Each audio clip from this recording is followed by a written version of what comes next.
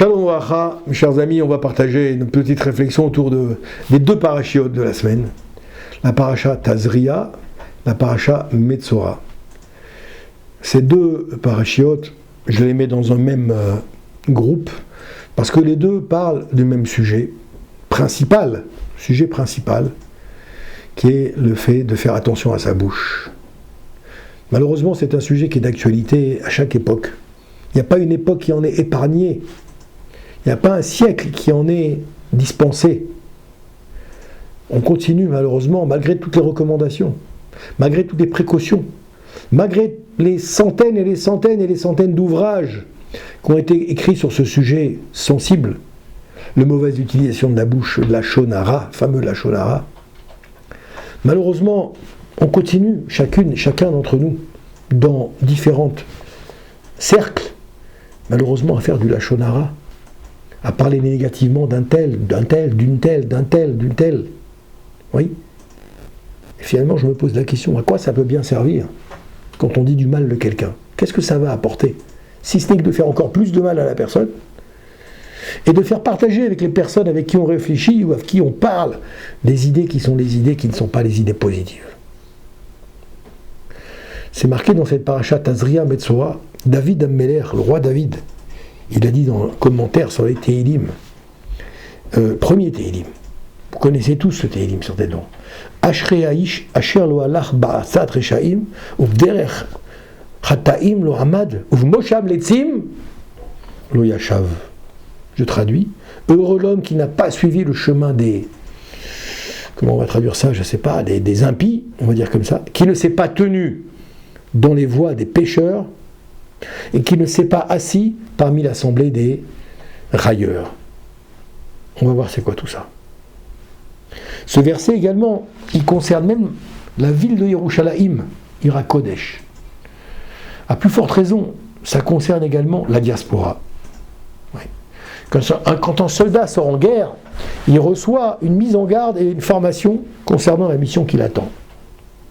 Nous aussi, les soldats d'Hachem, les Bnei Israël, les Bnei Torah, normalement, lorsque nous quittons nos lieux d'études pour retrouver des familles, par exemple, à l'étranger, nous apprêtons à vivre une guerre spirituelle qui nécessite une préparation très très forte et très rigoureuse. Malheureusement, on va voir ici que, heureusement, lors du précédent commentaire, nous avions abordé sur le même sujet, thème de la cacheroute, toutes ces tentations, nous devons les combattre durant les vacances, particulièrement. Okay. La rue d'aujourd'hui, nous dit le Rav ici, elle est plus que jamais exposée au lachonara, à la médisance, à la paresse, la télévision, toutes ces choses-là. Ou de simples conversations comme ça qu'on peut avoir avec quelqu'un. La Gemara là-bas dans Baba Metzia au chapitre 16, A, vous pouvez vérifier là-bas. Donc la Gemara en vérité nous explique qu'une écrasante majorité des gens transgressent la faute du lachonara. Malheureusement, la plupart des gens que vous croisez autour de vous, peut-être nous-mêmes également, on transgresse la faute du lachonara. Ou pour le moins, ne parvient pas à éviter de prononcer des propos qui s'en rapprochent. C'est pour ça que Dieu a cru bon d'écrire 2 parachiotes en entière. Vous imaginez ce que c'est que 2 parachiotes? C'est pas rien.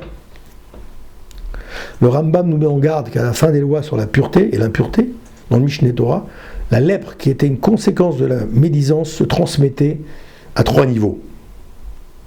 Premier A, petit a, sur les murs de la maison, ça c'est le premier niveau d'infectation par la lèpre. Sur les murs des maisons, sur les vêtements et sur le corps. Nous remarquons que 2 de ces 3 modes sont contre nature.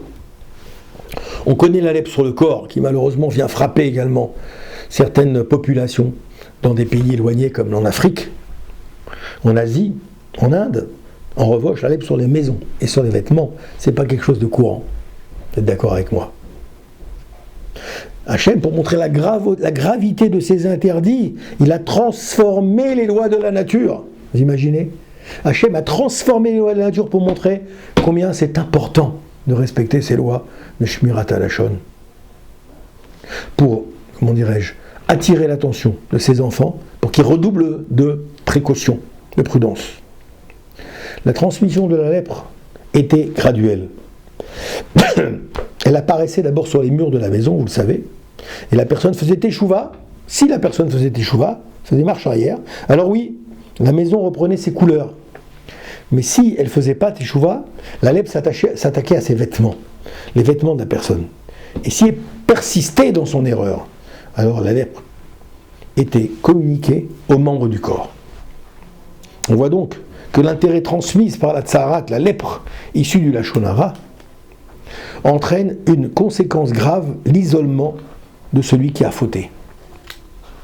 Le fauteur avait voulu isoler la victime en la discréditant aux yeux de son entourage par des calomnies, par des mensonges, même par des choses qui sont vraies mais qui ont été formulées d'une manière un petit peu moqueuse. Eh bien cette personne-là, elle doit se trouver à son tour isolée du monde. Lui qui a voulu isoler le monde de tous les grands personnages de la Torah, des tout grands personnages du clan d'Israël, cette même personne se trouve isolée du reste du monde. Une mesure qu'on appelle Mida Keneget Mida, une mesure pour mesure. Bracha ve'atzlacha.